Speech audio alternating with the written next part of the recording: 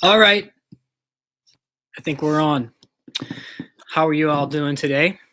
This is Matt Hines, and this is episode 8 of the Exercise Science and Culture Show. I want to talk tonight about where to start in the gym. What are the best things to do? So I have a program. This is a complete program. It's called the Introductory Fitness Center-Based Cross-Training Program. And I think for about 50% of people, this will work really well for you as a place to start.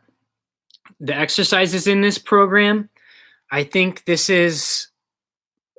everybody should have some version of these movements in their program.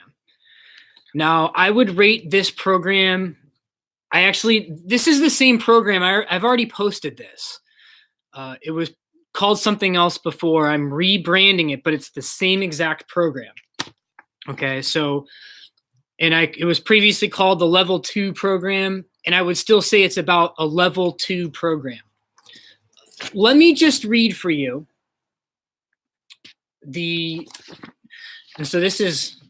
I have the booklet associated with this, and you can click on the link of my previous post to get access to the complete booklet, and you can print it out. And so it looks like this, and this is just the intro part that I printed out, but there's also picture demonstrations of all the exercises in the program. There's also text cues for how to do all of the movements and what you should be thinking about doing when you're executing the movements.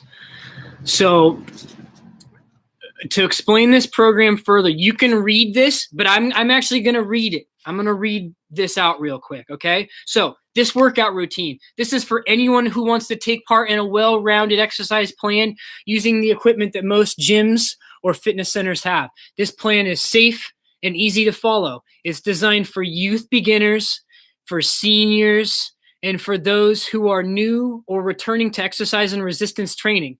So by the way, I have used this program. I have given this program to around 40 people.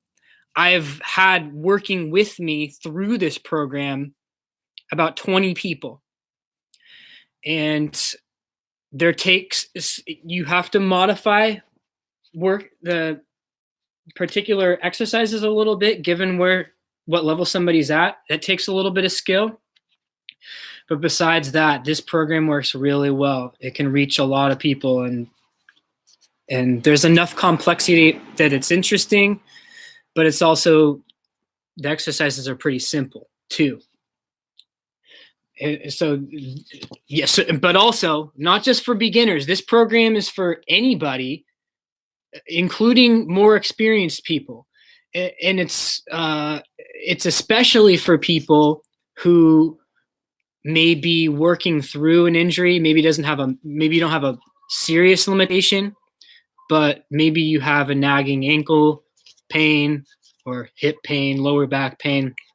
This is designed to load the body in a balanced manner, addressing mobility, balance, core stability, full body strength, and aerobic conditioning. We're trying to get a full body stimulus. So this plan, it consists of 3 routines. Each routine has 6 warm-up/cool down exercises, 6 strength exercises, and a cardio exercise. The workouts begin with 6 warm-up moves, which are to be performed one at a time for 15 seconds each. These consist of static and active stretches and core exercises. These moves aim to strengthen your core and improve your balance and mobility, while preparing you also for the strength and cardio work. The strength exercises are next. You will be using weight machines, the cable machine, dumbbells, your body weight, and your body weight. You will perform each exercise for 2 to 4 sets of 6 to 8 repetitions. So start with less sets and repetitions the first few times you go through these routines, and then you can build up. I think this 2 to 4 by 6 to 8 approach is a good guideline to start. However, you may want to switch up your set or rep scheme after a few cycles in order to keep progressing. As for how to approach your strength work, so you may choose to do one exercise at a time and you rest about 30 seconds in between each set. You may also consider doing supersets where you perform a set of the first exercise, then a set of the second exercise, then back to the first exercise, then back to the second exercise, and you just go back and forth until you complete all of the sets. And then you would move on to the next pair of exercises. So each of these routines, in each of the routines in this program, they're full body. They combine upper and lower body exercises.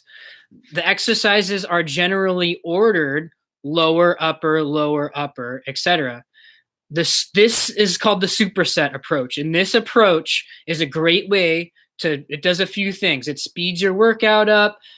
You can keep your heart rate a little higher. You get more of a metabolic effect from your strength training. And but it's also allowing you time to rest a specific area or muscle group or movement so that you can do more. You'll be able to recover a little bit of time and you'll be able to work harder during your training session. So after your strength exercises, you do your cardio work. I prescribe one type of cardio for each of the 3 days. I've selected modalities that will likely be available to you in a fitness center, including the bike, treadmill, or the track, and the elliptical or the rowing machine.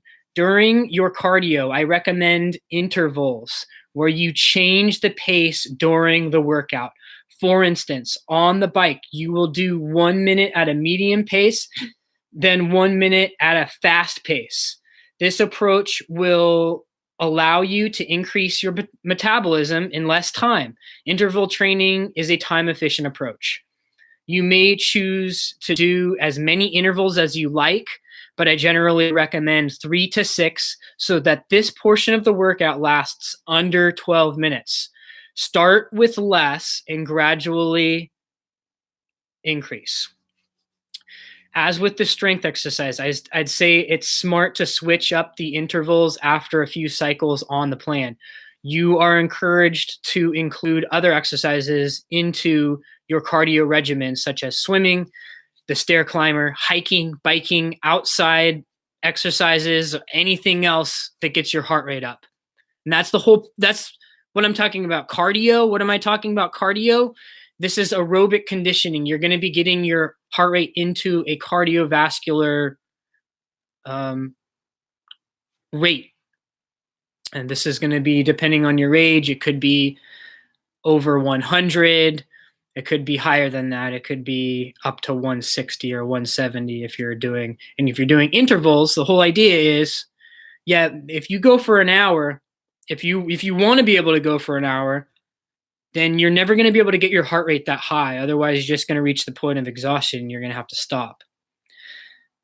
Here, you're going to be getting your heart rate up purposefully higher. You won't be able to hold it that long, just 1 minute at that higher rate of work, and then you go back down, and you go up and down a few times, but you don't have to do it that many times in order to get a metabolic response. So, to finish the workout, you will go through the warm-up routine one more time. This will give you an opportunity to cool down and stretch after all your hard work. So the 36 exercises that I've chosen to include in this program are what I believe to be the most important and fundamental moves that you can do in the gym. Together, they will mobilize and strengthen your body in a balanced manner and will be a base upon which you can build toward your fitness goals, whether they be general fitness, weight loss, or to build athleticism. And I've talked a lot about posture, body mechanics, etc. in my previous videos, but I want to restate this. It says a really important note about exercise in general, but with this program in particular, is that posture is critical. Pay close attention to the picture demonstrations and take note of body angles for each part of each exercise. For a more detailed explanation, watch the video demonstration exercises on my YouTube channel, which, hey, look, there's a cat on the roof. Cat on the roof. That's great TV. Oh, man. Okay, so I'll put a link to my YouTube channel where this video is located. And the intro video is exactly what I just told you, so you can skip that part and go right to the workouts. But you can refer to those for more detailed explanations on each exercises, or you can refer to this booklet. But here's the idea. You want to make it your mission to be able to execute each of these exercises with excellent posture through a full range of motion. Also be advised that exercise should never be painful. If anything hurts, note of where it hurts, which exercises cause pain, and at what point in the motion it hurts. You will need to replace the painful exercises with ones that address the issue directly. Contact me, message me. I can help you through that process. And that sums it up. So check it out. I want to say what's up to Jennifer and Jesse. How are you guys doing? Thank you so much for tuning in. I hope you're doing well. So, okay, I think we have time for this. So I'm not going to go into too much detail into this, but my motivation for making something like this, it's in response to what I see. I think we're falling short in how we communicate what is the best practice, and how we're failing to communicate how to exercise. What are the best ways to exercise? I don't think it's rocket science, but when I'm just critical of what I see, and I'm a little bit frankly disappointed with the level of common knowledge around exercise. Look at this. This is what she does. She climbs on the roof and she gets stuck. And then she wants me to go in the house and let her in through the window. It's like power struggle here. But for instance, I shared an article on my on the 12-week challenge Facebook page recently. This was an article that came out in the Reader's Digest, and it was titled "The 14 Exercises You Should Never Do After Age 50." Included in this list were things like push-ups, bench pressing, weighted squats, hot yoga, and high intensity interval training.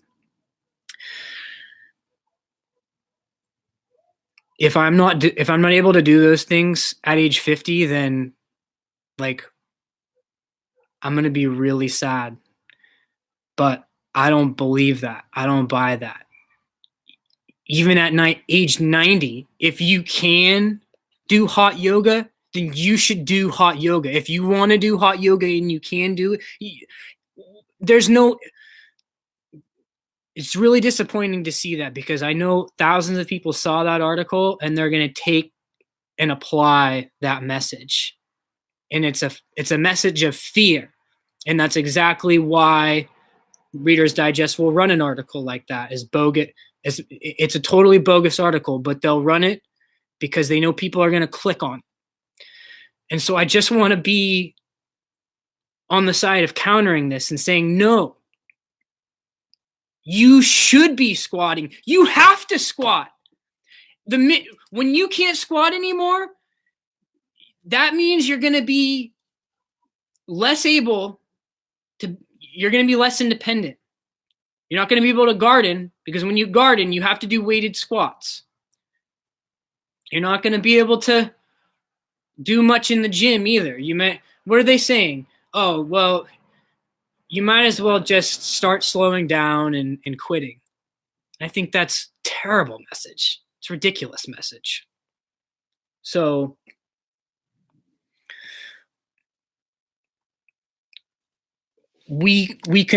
all we can do is equip ourselves with better information. This is my best effort to communicate this. If you want to go into the gym and you're wondering, what should I do? I'm not sure what to do. Where should I start? Start here. And if you have any questions, please message me. Thank you so much for listening, and I hope you have a wonderful week. Cheers.